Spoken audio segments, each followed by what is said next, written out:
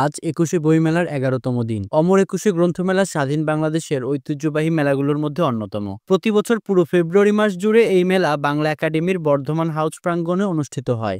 ২০১৪ সাল থেকে অমর একুশে গ্রন্থমেলা বাংলা একাডেমির মুখোমুখি সোহরাওয়ার্দী উদ্যানে সম্প্রচারণ করা হয়েছে। তবে বাংলা একাডেমির প্রাঙ্গণেও মেলার একটি অংশ আয়োজন করা হয়ে থাকে। মূলত ১৯৫২ সালের ভাষা আন্দোলনে আত্মত্যাগের যে বীরত্বপূর্ণ ঘটনা ঘটে সেই স্মৃতিকে অম্লান রাখতেই এই মাসে আয়োজিত হয় অমর একুশে বইমেলা। প্রতিবারের মতো এবারও মেলায় রয়েছে বিভিন্ন ধরনের বইয়ের সমাগম, রয়েছে নতুন লেখকদের বইও।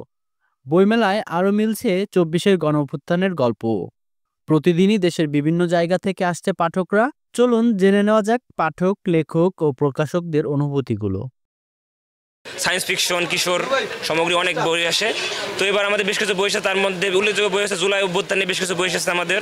তার মধ্যে জুলাই ছাত্র অভ্যুত্থান, ছাত্রতন্ত্র অভ্যুত্থান, তারপর হচ্ছে রাষ্ট্র সংস্কারের বেশ বই এসেছে। তাছাড়া কিশোর থ্রিলার টাইপের অনেকগুলো বই এসেছে, টাইম ট্রাভেল বা টাইম মেশিন নিয়ে। আমাদের সবচেয়ে বেশি চলে হচ্ছে জুলাই অভ্যুত্থানের উপর লেখা বইগুলো আর হচ্ছে সায়েন্স ফিকশন বইগুলো। বেচা বিক্রি ভালোই হচ্ছে, তবে এখন শুরুর দিকে কিছুটা কম হয় সবারই, তবে ভালোই হচ্ছে। আমাদের আহমদ সাফা স্যারের বই আছে কিছু, তারপরে হরিশঙ্কর জলদাস স্যারের বই আছে, শাহাদুজ্জামানের বই আছে, এনাদের বইগুলো বেশি যাচ্ছে।